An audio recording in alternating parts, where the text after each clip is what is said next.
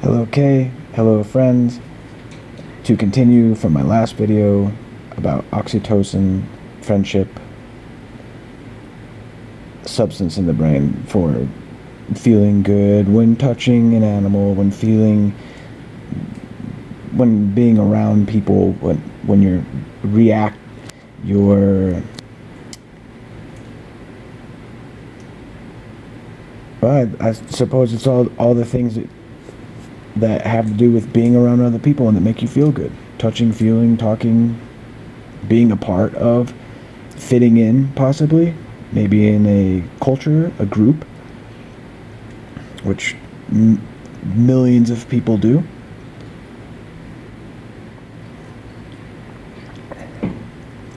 Where I was in my last video from my pause, my camera cut out. So I'm continuing the video here where I was at, exactly where I was at with what I was talking about. I'll just carry on to what I was thinking about today. The trauma that someone has possibly gone through or experienced, lived, when they were younger as an adult, that has to do with another person or people, groups. So this could be a wide range of interaction that was traumatic to you or someone that you know. And I was thinking about how the oxytocin could possibly be blocked or something to that degree. Something similar to what I'm saying there. I'm sure we can look deeper and deeper into online NCIB, whatever research websites, and there'll probably be some kind of information on some blocking of that hormone, possibly through triggers, possibly through things that will remind you of certain things. And this is going to possibly put you in a lower state for X amount of time until your mind is finished recoiling or blocking that hormone. So I was thinking about that with moods. Many people that have mood swings, also have some sort of traumatic thing from childhood, usually, generally.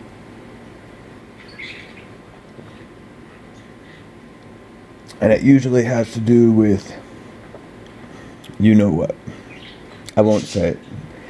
So then that, I'm not really going to go into trust. I'm not really going to go into any of that. I'm simply I'm sticking with that possibility of the blocking of the oxytocin. Specifically. And maybe this is a little far out. The brain's the cruelty of our creators to make us to where we've got to, in order to get around that blocking of that oxytocin or being around other people, that we might have to go do things to receive reward to get dopamine or something similar that would make us feel good and that we can get good health from. I was also thinking about Okay. I was also thinking about how there's certain individuals that would have the lack of receptors in the brain. So there's oxytocin in the brain, and then something the matter with the receptors in the brain, or lack of. And this could also be having something to do with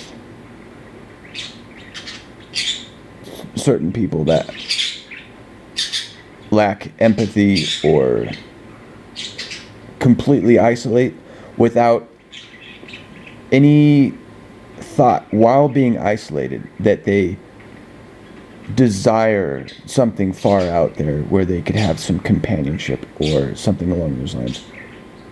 We're talking they've never really known what that feeling was. So they don't have any connection with going and getting that connection with other people, or having something to do with pets, or having something to do with anything at all. And they are more concerned with the getting the dopamine or getting the reward. So more of this, more of that in life, so that way they can get rewarded by their brain. And there's other things that they could be getting other than the oxytocin. And also too, this is somewhat connected to that oxytocin and the lack of receptors, as I'm saying, with narcissistic. I've been watching a lot of that indirectly. There's been a lot of videos about narcissistic. And this also has to do with friendship or companionship.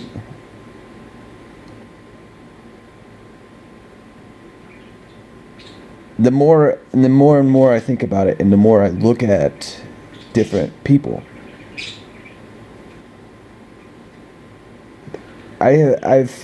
there's some people online that I have watched that they're, the only thing they do is they talk about themselves. That's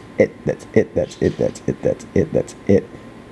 And I, doing these YouTube videos, a lot of this is, these YouTube videos it's kind of like a Facebook, where, this is what I've been up to, this is my wall, and you make a video and you talk about what you've been up to and what you're doing. I'm not talking about that. I'm talking about hundreds of videos where they don't mention a single other person, and everything is, everyone's done something to them completely, and that's pretty much all the videos are about. And or something that they've been doing that they want to show off, such as something they created. To me, and this is my opinion, that if there's going to be any kind of clinical type thing for the lack of this oxytocin, and I would say that this is probably the case, that their brain is not putting it out, they're not getting, or their receptors are not there, or the trauma from their childhood was so great with the kind of brain that or the genetic brain that they have specifically, that their brain is blocking it completely. And it's very possible that some of these people that I've found online, that is the situation, and that is something that some of them have talked about, is severe trauma from childhood.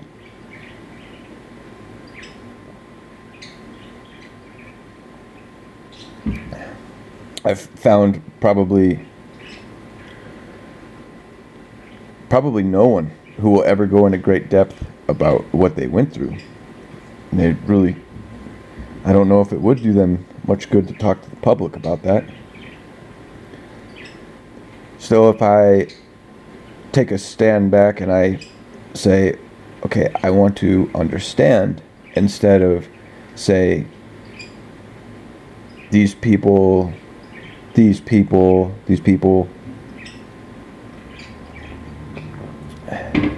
I found a video where a gal was talking about how she's been done wrong by someone who is a borderline person.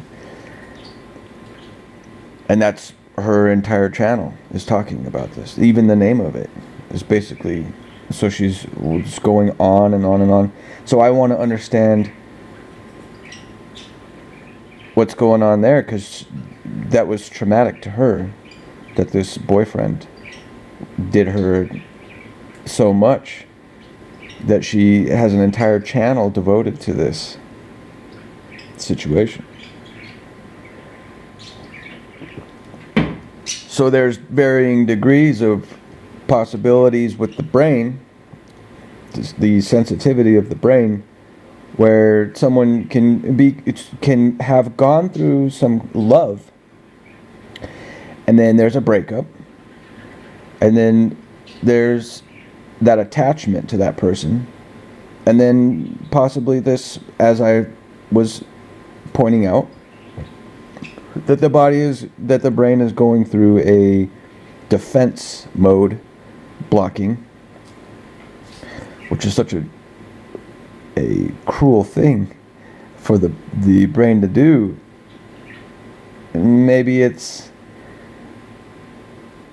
getting bounced around inside there with the sensitivity of the brain specific to your genetics and what you were born with. And how is it that one person can go through a breakup, rebound, and be with another partner 2 months later, saying basically the same things to each other? Oh, hi babe, I love you, sweetie. And this is 2 months later, not really ever talking about the last person, just saying, whatever. And then up and on. And then, not to say that that's, not to have really any opinion on whether or not that's a good thing or whatever. That's the kind of brain that we've got, and that's the kind of brain that's going to go do that. And then there's the brain that's a victim for 10 years for a person that they loved that broke their heart. And they're sitting there with voodoo dolls, and they're deeply traumatized by something that would be absolutely nothing to some other people. And some people are, where there's the receptors, there's also the other way around, where someone could be barely touched, barely talked to, and then they have an overstimulation of feeling, where they feel too much, where they feel nauseous and sick, and they just feel too much love, and you really don't have to do anything for them. They just feel great from nothing.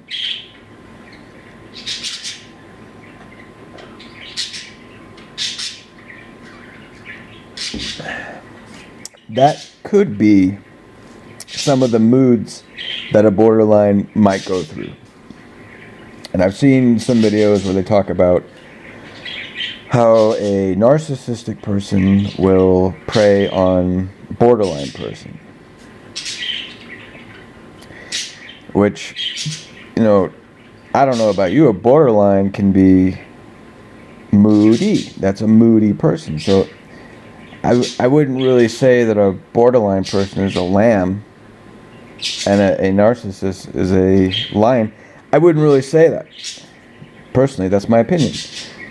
There's the moods can bring some worse than what a lion can bring, in my opinion. What my mind can think of is much, much worse than what a narcissist would really be desiring for that defensive portion. Possibly it has something to do with anxiety, where they need to bring something into themselves or do something for themselves. As far as moods go, the spectrum, that's not something that a narcissist, if that's a clinical thing, that's not their situation.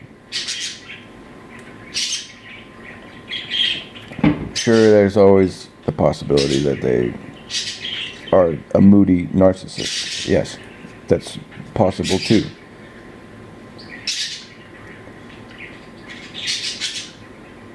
In my opinion, everyone is a narcissist. Everyone is just a selfish bag of shit that's that has to actually break out of that. These are the instincts of the human to take from another human. Look at the rich. Look at the different classes. Look at the different humans. Look at the different things that people do. You know, I think I've said this in another video. The nicest people I've ever known are the people that don't have much. They truly do not have much. Not a front that they don't have much. They truly do not have much. As far as possessions or whatever. And it's and I've really been thinking about this a lot. And I do. I go over things over and over and over again, which is good for you. If you can actually, if you care really about any of it, because you know most people have their own reality tunnel that they're going for, their new truck that they want, or their new this, or they want to have a child, or they need to manipulate more in life. And you know, everyone is a narcissist. And I think still has to do with friendship, of course. I think that people are, including myself, completely full of shit. And I think that there's the fake face, and then I think there's this 90% front, and then there's this 10%, 15% little person inside of you who is, it's just fear and loathing. Hunter Thompson, fear and loathing. You know, there's that spectrum of what the brain can produce for you to be. So you get your dopamine reward, you get your serotonin for your happiness, you get your oxytocin for basically your feeling, your warmth feeling toward other people.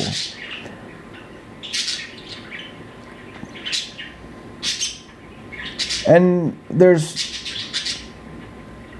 I think there's one more that I'm missing. You know, all of your brain functioning has a lot to do with whether or not you have, you know, the glutamic acid, the GABA. So that's going to be go or slow down. And then you're going to have your hormones inside of your brain that are going to tell you that something is good or not good. And that's going to be through feeling. So that can be a mind fuck, big time. Because the predators, or the people that like to take from other people in life a lot, they like to take a lot from people, so that way they can have more possessions, so they can have validation or some kind of appreciation towards themselves. If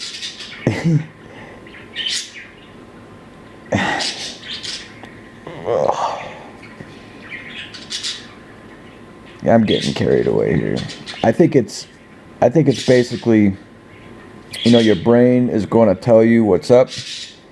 The circumstances that you've been through in life are going to be a tail end of what you can go through in the future, due to subconscious things that are really something that you have to tap into. You know, so people will go to therapy for this, and you know, they're doing everything they can so that way they can get back into feeling good. You know, it seems that people do so much to feel good. They'll do drugs, they'll do anything they can to feel good. And I've said it before that there's no better feeling than love. And if you lack the receptors for having a love feeling, or if you have any of these things that I've been talking about that could get in the way of a good feeling, then you have some kind of label on people, and then it becomes more of a, do I fit into this culture type thing. Oh, okay, I have this diagnosis. I'm going to talk about it. Do I fit into this culture? And that goes back to whether or not they can get that good feeling. So if they can fit in somewhere, because it's a lonely place when you're alone. No shit, huh? It's a really lonely place when you're not fitting in. Things are not going towards a social chain pat on the head situation. You're not top of the whatever. You're not the king or queen of the neighborhood. You're not adored by everyone, so you're looking to fit in. And to get that, you're going to be you're doing that so you can feel good. So it's interesting how even a diagnosis, and I've watched many videos, and it's pretty much the same thing over and over and over again.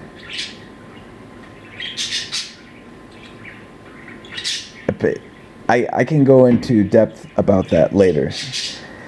I won't now.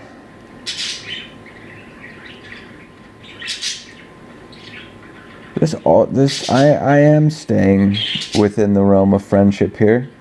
If you think I'm not, I think I am. And how the brain substances that are more or less for everyone has to do with personality, with character. So anytime you're in a group setting and there's someone who's saying mean things or whatever, then there's a reason for that. And we look at things from a perspective of either understanding or in a following sense. There's plenty of dividing of humans as is. And then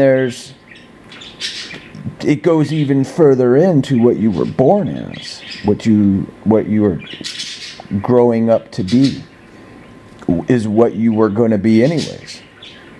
So it's all the people in the group that are going around that are real happy, and some people are just sitting over in the corner just looking grumpy, and then there's some people over here that are maybe controlling, come over here, there's some brownies over here, eat some brownies.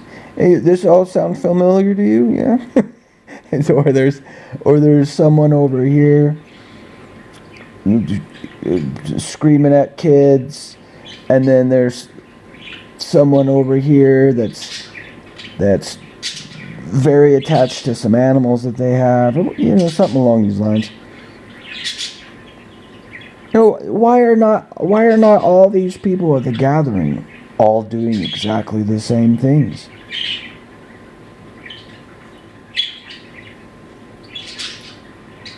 That would be prototype 0022 robot. If too much in that situation. You have actual different brains with different receptors. And you've got to think about how could possibly be more or less glycogen inside of each of these brains. Actual glycogen areas, actual cells that can, carry the glycogen. People with incredible amount of energy that can go around and they're just lit up all the time, and they're not on anything, and they just have tons of energy, and they can do real well at many things, and some people that have zero energy regardless, and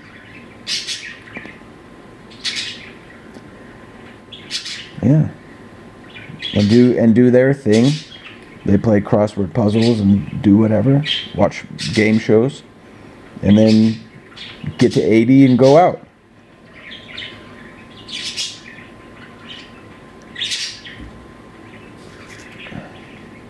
You know what I'm doing here is I'm dissecting a lot of things.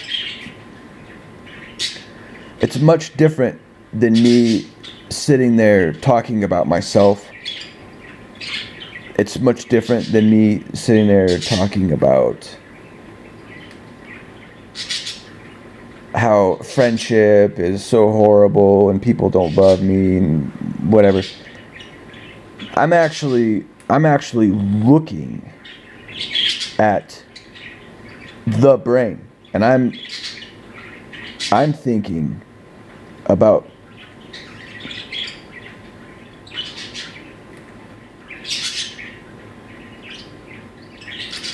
pathways.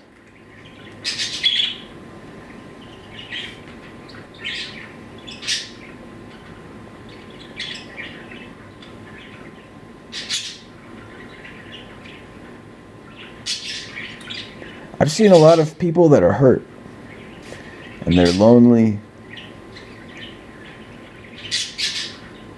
and we're all in this thing. We're all living for now until we're not. You know, there's a lot of videos where I've seen people in super low depression, and their videos cut out and they're gone for years and years, and there's always that possibility that they're gone, man. So it's, you know, how you can connect with other people and how you can love and care and all those things. Those hack videos or those little hack pictures where they say you can pet a dog, you could do this to feel good. I kind of like those type of things, because it's, you know, every little thing is, seriously, it does do something. My dog that's been gone for a couple of years, almost 2 years now, I had to put him down, or euthanize him, excuse me, I had to euthanize him at a vet fast, because he was not doing good. He was a little diabetic, and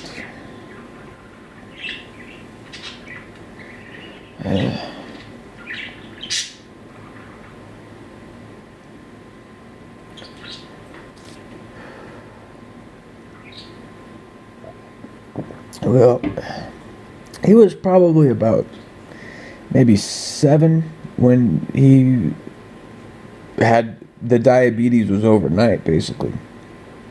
His eyes went where they were all blurry and all that, and I didn't know what was going on. I took him to the vet, and they said, yeah, he's diabetic, you need to give him insulin for the rest of his life, because his pancreas went out. His insulin production went out on his body, which is interesting because I'm talking about receptors earlier. So I was giving him shots for about 6 years. About 6 years I was giving him insulin shots, and I was feeding him a very specific diet so his blood sugar didn't go up. And after he became a diabetic, and the more I took care of him, the more I felt love toward him, which is interesting, because I loved him a lot before. My connection to him afterwards, and the feeling I got from taking care of him, was possibly all of this that I'm talking about, the substances inside of the brain that makes me feel good. Which is interesting because I'm not getting something from others. I'm not taking something from others. I'm doing something for an animal. Not even a human, an animal. And I felt a lot of love from that. And I had a lot of good feeling from that. And after he was gone, and I buried him, there was a awful feeling inside. Not mourning. I'm talking about a lack of that. What I had was gone. And a piece of me died that day. And I think that it's that piece of me that died. It didn't die. It just hasn't been there, because a lot of it has to do with all the times that I was touching him to give him the shots, and the times that I was petting him and taking him on walks, that I had to be careful with him, and I had to do a lot of things with him. There was more interaction. It's a little different when you have a dog that's running around. You say, well, hi, little whatever, I love you. You give him a little pat on the head. Now this is different. I actually was interacting with him more.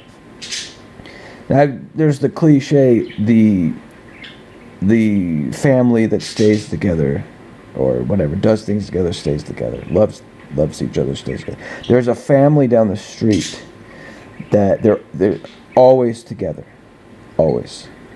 The husband and wife go to the mailbox together, which is, well, it's cute, it's lovely. No one else on the block does it that way.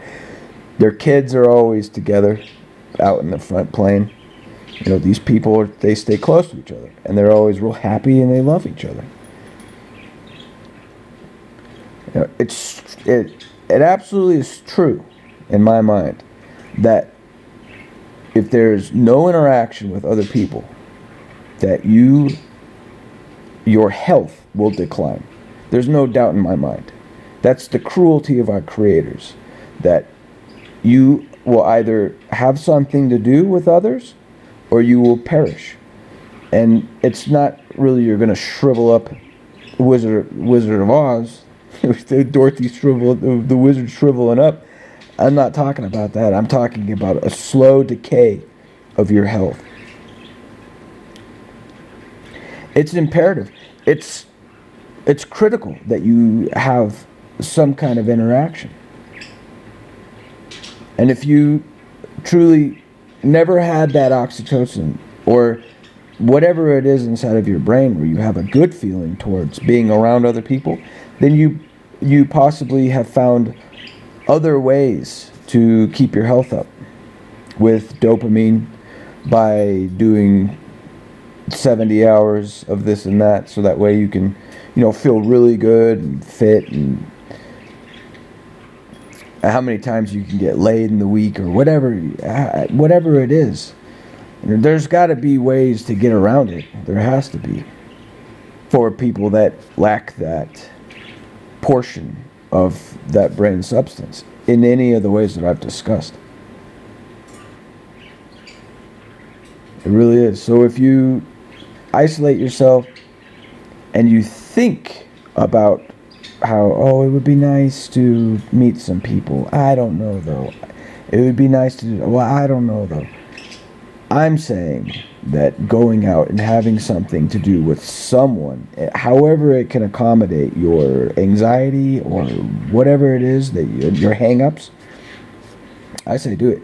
Anything that has to do with online interaction, it's going to have, personally, another opinion that I have is that a lot of the reason that no one really connects back and forth on YouTube at all, basically, is, for one, the format, how it's labeled as a comment instead of discussion or forum.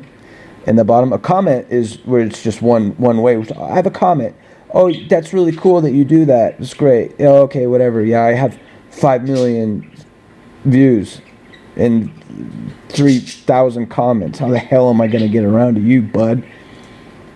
It's just another little fly in their thing.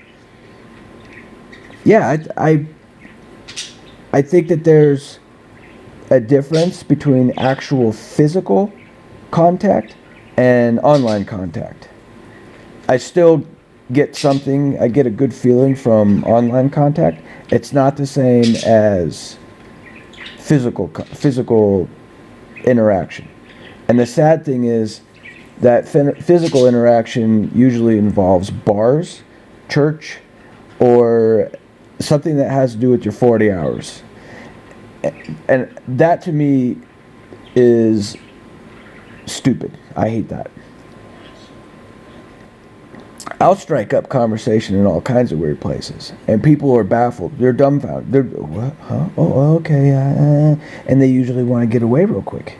And this is natural because it's, this is unusual. So their brain is saying, this is unusual. I don't know. I gotta get away, which is okay.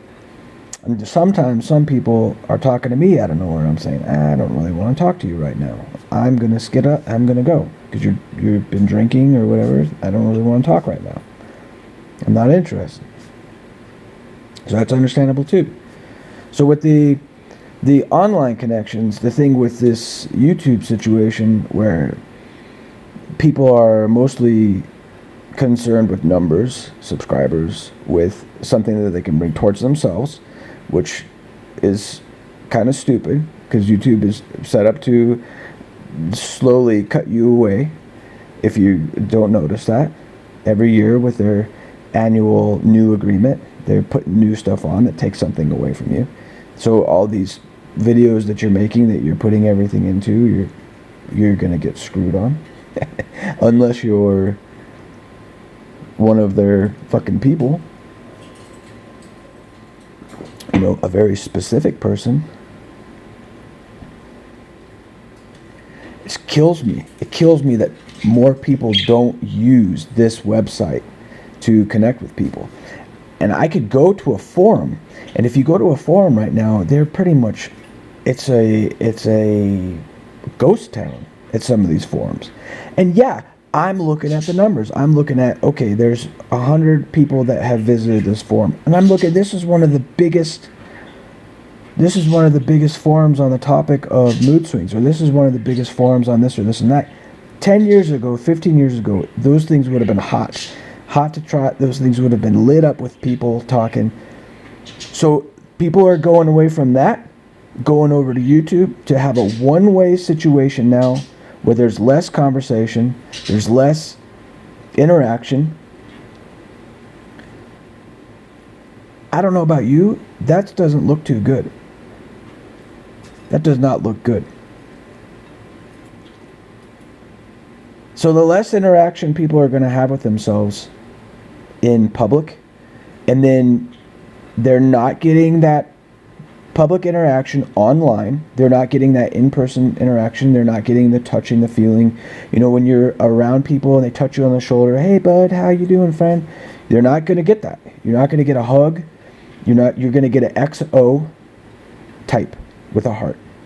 That's really nice. That's not a hug. That's not a pat on the shoulder. Hey, bud, how you doing? It's not, hey, how are things going over here? How are you doing? How are this? It's gone, man. It's going to go to where no one is talking to anyone at all. And it's going to be all one way through whatever, and it's all going to be condensed down to shorts that we're already looking at, these short videos. So you've got your TikTok, you got so it's going to be all where 30 seconds, you're special in 30 seconds. Do you get what I'm saying? You are going to get to be less and less of a matter, and super special people that are so special are even only going to get their 30 seconds in on these little teeny videos. And it'll definitely get down to the point where there's only commercials on these stupid fucking 30-second videos. Right now there isn't. You think that there won't be in the future? There's going to be stupid commercials on 30-second dumb little videos that people put out. And what in the fuck are you going to be able to convey in 30 seconds? Yeah, there's those little books that you can get that you can put by your toilet that have quotes to read when you go to the bathroom. It's about the same. What the hell are you going to be able to discuss and talk with about? So you're going to have someone that's good looking, that has their butt and their boobs or their muscles or whatever.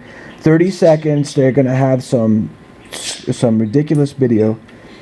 And then you're going to have thousands of people commenting below, dude, that's cool, that's cool, that's cool, that's cool. Where the hell is that going? That's dog shit.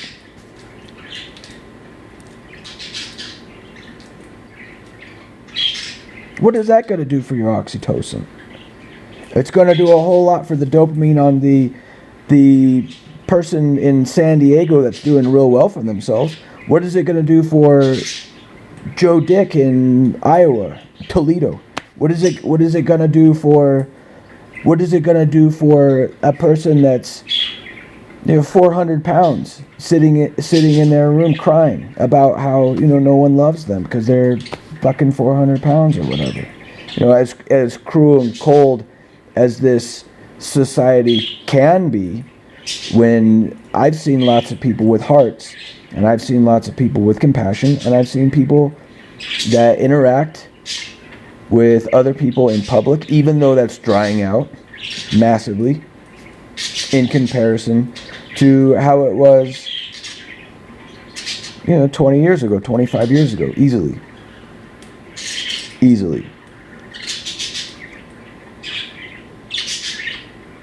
So what can you get from everything that I've been talking about? For one, if you can get a good feeling from being around people, and if not, then there's other ways probably. If you can get a good feeling from being around people, then go be around people, especially if you're isolating. Be around people.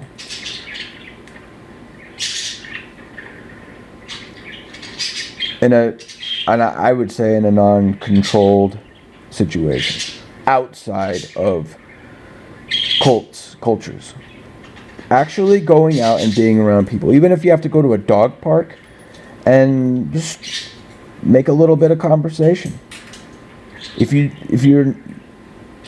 seriously haven't been talking to people for 3 or 4 years, or you're a younger person, you never knew what it was, anything that had to do with talking to people other than being online, you're going to get choked out. Your health is going to go to shit. You're going to get choked out. And this is something that you're going to be missing out on. And this is something I'm saying to myself as well. This is something that I need to do. This is something that I've got to do in my life. As long as I am alive, there has to be some interaction with people. There has to be. And my most isolated times have been my most unhealthy times. Guaranteed. So this is coming from a 40-year-old male who's been isolated for at least a decade. I've had some interactions. A lot of that decade, I've had a lot of time that have gone by where I was just by myself. And a lot of dark stuff inside of me. And that's dog shit. So, however online stuff is going is contrary to what you find valuable in a public atmosphere. It may come down to the point, especially for the younger people, it may come down to the point that you actually have to turn off your fucking phone and your stupid TV, and you might actually have to make yourself go out and interact with people and figure out what you have to do to actually get along with people. Because you are going to be so lost in all this online crap. technology stuff that you seriously will have to train yourself. You have to figure out what you have to do to get along with other people. Instead of going out and thinking, oh, I did this, and oh, I fucked it all up, and oh, people suck and I shouldn't be around people. It's because you seriously, you don't know how to be around people. You have to know it's an art. It's something that people have to live their entire lives. 40, 50, 60, 70, 80 years, however long you live, to get along with people, because it's not a simple thing. And if you can get along with people and there's a harmony, then you can have this better health for yourself. Anyways, I've gone on a rant here. I'm pretty serious about this. This is stuff that's very serious. A lot of this is not my opinion. You know, this is very serious, factual, brain health, human health. You'll know it if you look at it yourselves. Anyways, I'm always here to be a friend to you. You can contact me through this on the comments. Even though it's called comments, you can message me in the comments and you can say hi to me. And I will say hi back. We can get to know each other. That's what this should be used for, in my opinion. That's what those comment sections should be. People should be talking to each other.